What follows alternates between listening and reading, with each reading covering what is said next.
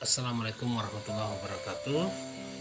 Salam, Om Swastiastu, Namo Buddhaya, salam kebajikan. Saudara yang budiman, jumpa lagi dengan Beta Rizwan. Pada kesempatan yang berbahagia ini, Beta ingin berbagi cerita dengan harapan semoga cerita yang Beta sampaikan ini bisa menggugah rasa kebersamaan, rasa persaudaraan katorang sebagai sesama anak bangsa. Ya, cerita yang kita akan bawa kali ini mengangkat tema tentang warisan. Ya, jadi begini ya. Secara kebetulan beta lahir di Indonesia dari orang tua beragama Islam, maka sudah tentu beta juga beragama Islam. Namun seandainya beta ini lahir di Israel, di Jerman atau di Swedia dari keluarga yang beragama Kristen atau Yahudi, maka sudah tentu beta akan menjadi seorang Kristiani atau bahkan Yahudi. Jadi beta sih akan bisa memilih dari mana beta lahir dan di mana beta akan tinggal setelah lahir ketika itu. Ya, jadi secara logis dari apa yang beta sampaikan barusan ini bisa disimpulkan bahwa kewarganegaraan seseorang adalah warisan. Dia pun nama yang diberi ketika itu juga adalah warisan. Dia pun ras, dia pun suku, juga termasuk agama adalah merupakan warisan. Bukan merupakan keputusan dia pribadi ketika itu. Ya, sebagian besar manusia ini ketika beberapa menit setelah dong lahir itu, maka lingkungan yang secara otomatis akan langsung menentukan dompung agama, dompung ras, dompung suku, dan dompung kebangsaan. Lalu kemudian lambat laun dengan berjalannya waktu, maka ketika kesadaran berpikir mulai tertanam, maka setiap orang mulai membangga-banggakan atau bahkan membela sampai mati segala hal atau warisan yang adalah bukan merupakan keputusan dia sendiri. Seperti tadi yang kita sebutkan, agama, ras, suku, bangsa, dan sebagainya. Ya, beta pribadi dulu ketika masih kecil ya, masih anak-anak, sejak kecil sudah ditanam bahwa agama yang paling benar adalah Islam, dan di luar daripada Islam adalah salah atau sesat, atau bahasa kasarnya disebut kafir ya. Ketong akan menganggap orang-orang yang di luar daripada Islam itu sebagai orang-orang yang kafir atau sesat, dan nanti ketika itu dikasih pemahaman oleh katorang bahwa kalau orang-orang yang di luar Islam itu nanti kalau dong mati suatu saat nanti dong tempatnya akan bukan di surga. Ya, kalau bukan di surga ya sudah tentu ya di neraka. Ya, jadi ternyata hal tersebut, hal seperti ini bukan saja berlaku di beta sebagai seorang muslim. Hal ini juga pasti terjadi di yang pemeluk-pemeluk agama lain, contohnya Yahudi atau Kristen, Hindu, Buddha, dan sebagainya. Bahwa dong akan menganggap bahwa semua di luar daripada agama mereka itu adalah sebagai tidak akan mendapatkan jalan keselamatan.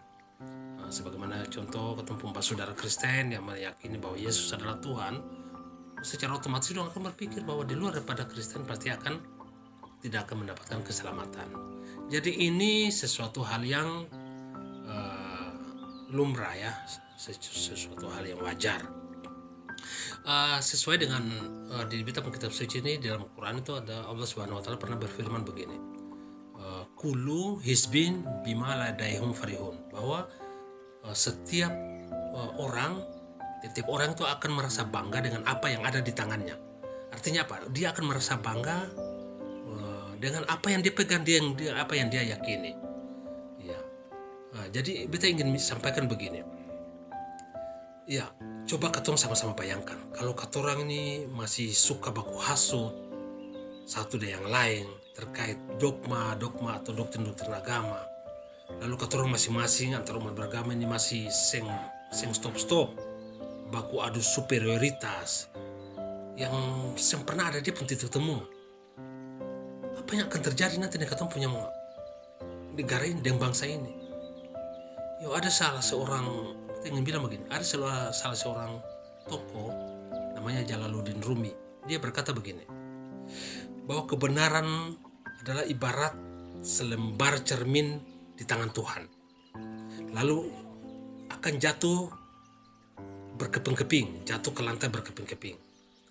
Setiap orang mengambil kepingan itu, memperhatikannya, kemudian lalu berpikir, lalu mulai merasa yakin dan menyatakan bahwa dia telah memiliki kebenaran secara utuh.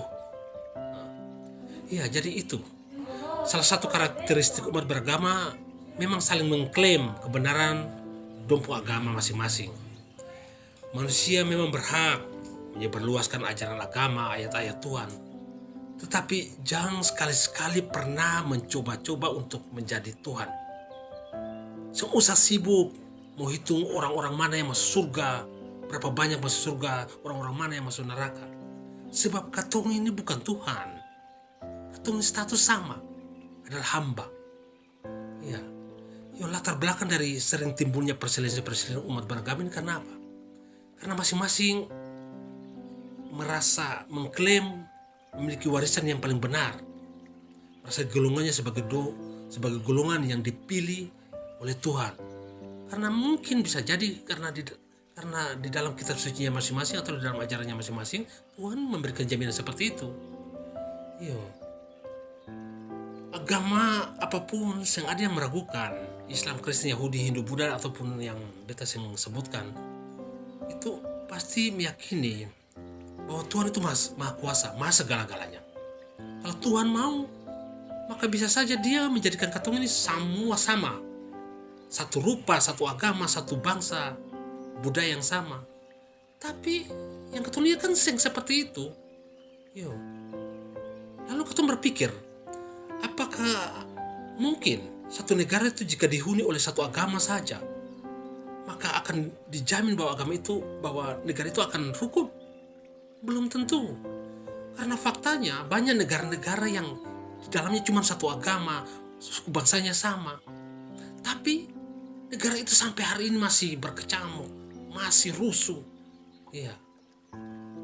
Jadi ini harus mari katong pikirkan secara bijak. Lalu katong berpikir lagi, bagaimana sih nanya di dalam katong negara ini, Islam, Kristen, Hindu, Buddha, semua menuntut bahwa dia punya ajaran agama dijadikan dasar dalam sebagai dasar negara. Maka kalau seperti itu terjadi, maka katong Indonesia hanya tinggal tunggu waktu saja kapan dia akan hancur. Maka oleh sebab itu pendiri-pendiri bangsa sejak puluhan tahun yang lalu sudah memikirkan bahwa ada sebuah solusi yang tepat untuk negara ini. Maka ditetapkanlah yang menjadi dasar kebijakan berpikir katorang adalah Pancasila, Undang-Undang Dasar 45 dan semboyan Bhinneka Tunggal Ika. Dengan Pancasila, maka setiap orang itu berhak meyakini dan menjalankan dia pengajaran agama. Tapi dosen berhak memaksakan sudut pandang dompu agama untuk ditempatkan sebagai tolak ukur menjadi penilai pemeluk agama orang lain. Suatu hari nanti katong akan cerita perkataan anak cucu betapa negara ini dulu pernah berancur, bukan karena peluru, bukan karena rudal, bukan karena nuklir, tetapi karena apa? Karena masing-masing penganut umat beragama di dalamnya saling mengklaim merasa berdiri paling benar. Sudahi hal-hal seperti ini. Ketika negara lain sudah berpikir tentang bagaimana pergi di bulan, bagaimana berpikir memajukan teknologi untuk meningkatkan peradaban, katong ini masih ribut soal warisan. Jadi marilah katong berpikiran sama. Katong harus punya satu agama, yang harus berpikiran sama. Tapi mari katong sama-sama berpikir sebagai sesama anak bangsa, karena jangan katong terpecah oleh warisan yang bisa sama ini. Mari katong baku keku, mari katong baku kuku demi kemajuan katong punya bangsa.